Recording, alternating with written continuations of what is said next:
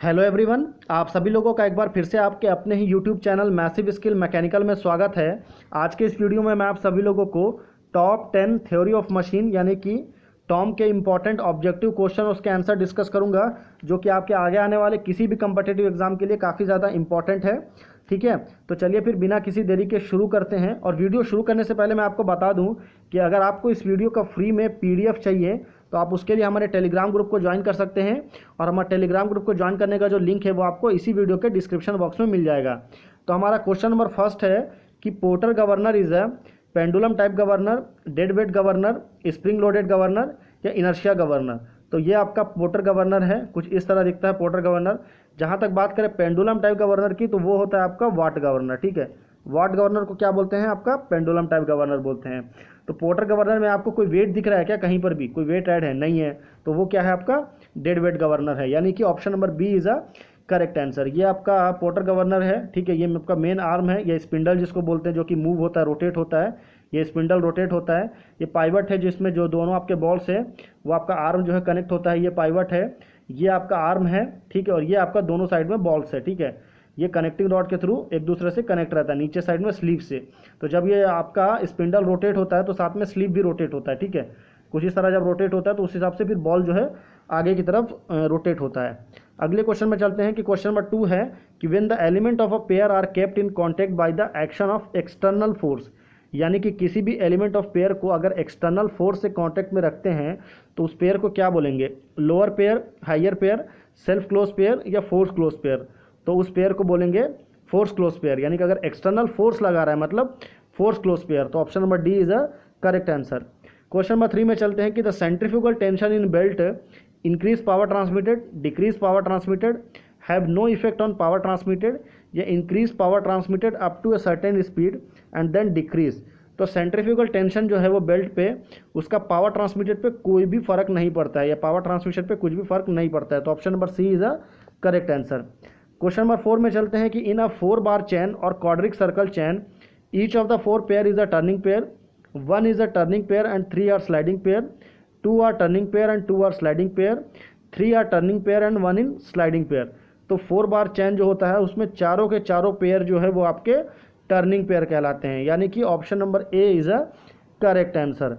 अगले क्वेश्चन में चलते हैं। क्वेश्चन नंबर 5 है कि which of the following is use to control the speed variation of the engine caused by the fluctuation of the engine turning movement, D slide valve, governor, flywheel या Meyer expansion valve.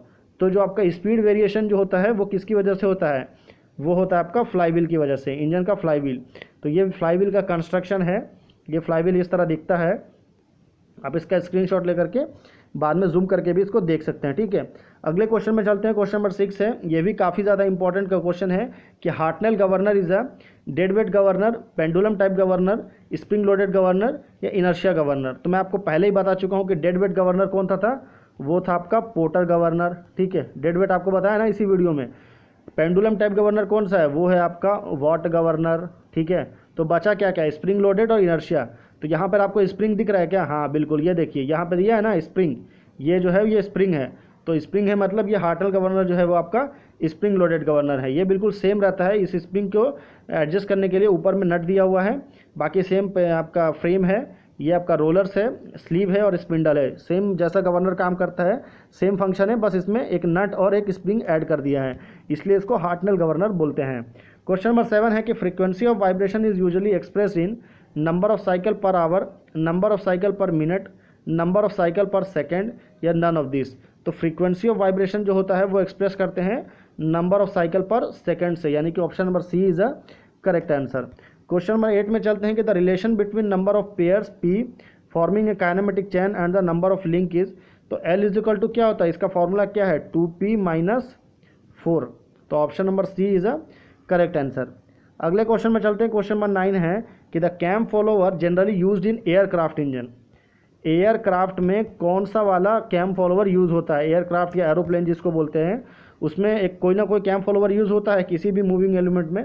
तो knife edge की सबसे बड़ी खास बात यह है कि नाइफ एज जो है ना वो कैम के लाइफ को बहुत ही ज़्यादा फर्क कर देता है, इसलिए नाइफ एज जो है बैन हो चुका है। तो नाइफ एज कहीं पर भी यूज़ नहीं होता है। फ्लैट फेस बहुत ही लिमिटेड एरिया में यूज़ होता है, जहाँ पे लो स्पीड रहती है वहाँ पे फ्लैट फेस यूज़ करते हैं। स्फेरिकल फेस जो फॉलोवर है ये काफ़ी ज़्यादा यूज़ होता है आपका कहाँ पे, ये काफ़ी ज़्यादा यूज़ होता है आपका ऑटोमोबाइल में, यानी कि ऑटोमोबाइल में जो इक्विपमेंट बनते हैं ना, वहाँ पे जो है ऑटोमोबाइल में ये आपका स्फेरिकल फेस यूज़ होता है। तो बचा क्या आपका रोलर फॉलोवर, तो ये आपका रोलर फॉलोवर है, ये आपका रोलर है, ये आपका एयरक्राफ्ट इंजन में यूज़ होता है। तो option number D is a correct answer. अगले क्वेश्चन में चलते हैं। क्वेश्चन नंबर 10 है कि in a locomotive the maximum magnitude of the unbalanced force along the perpendicular to the line of stroke is known as tractive force, swing couple, hammer blow या none of this.